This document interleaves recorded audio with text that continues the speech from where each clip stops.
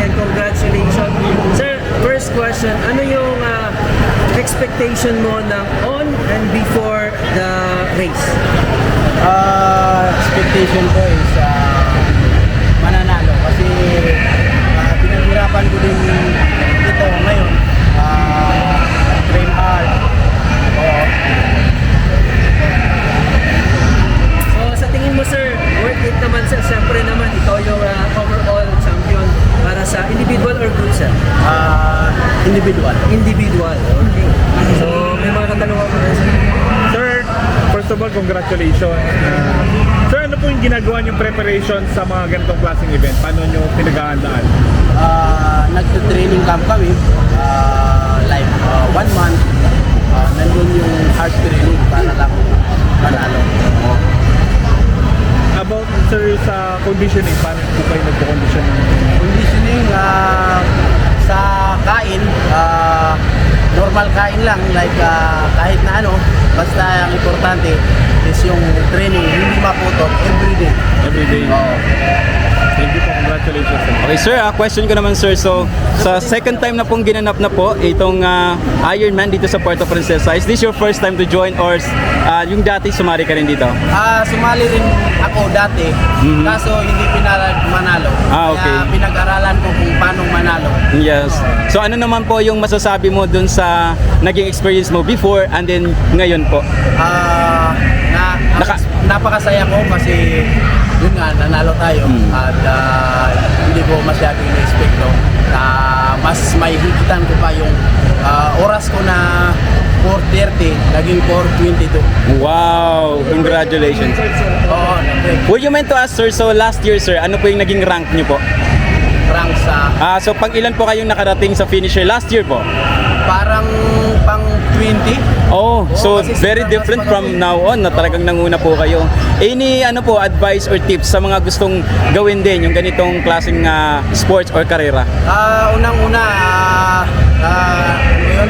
Ask yourself first kasi hindi to pang iba tong sports kasi kailangan mo talaga hindi hours, hindi days, hindi month or year. Kailangan mo talaga everyday ka magte-training. Any special message para sa mga taong sumusuporta po sa inyo? Maraming salamat sa mga taong hanggang ngayon is patuloy pa rin sumusuporta sa akin. May believe pa rin sa akin.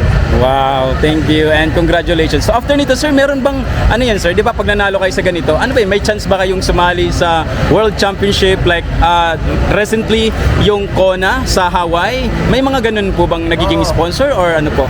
Oo, ang alam ko sa New Zealand ata kung hindi ako nagkakamali. So parang Whoever wins this race, merong ganong ano po ba, sponsoring or you have to pay for yourself?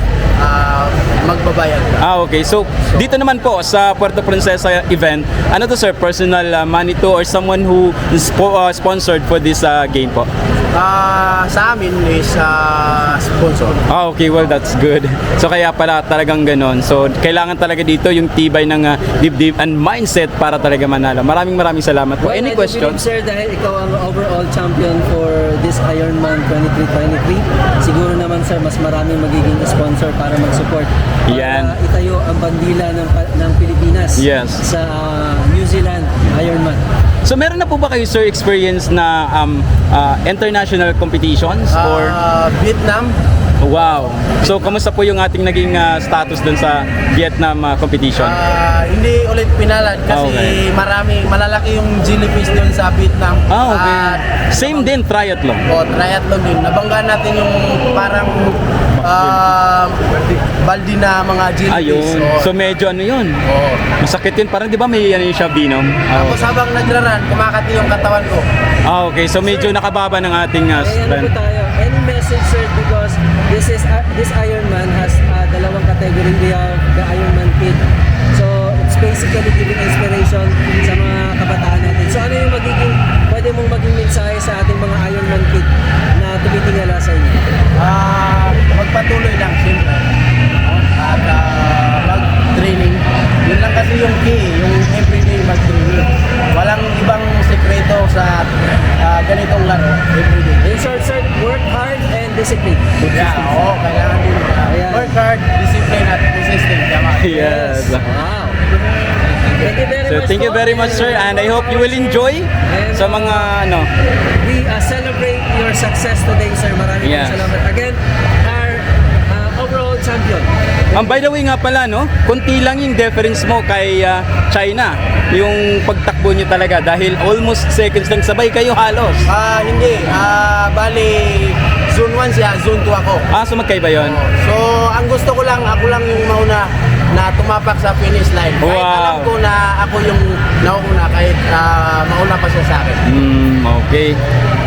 So maraming salamat sir sa iyong time po. And again, congratulations. Proud for the Philippines. Philippines pa rin ang nanguna. Sir, thank you.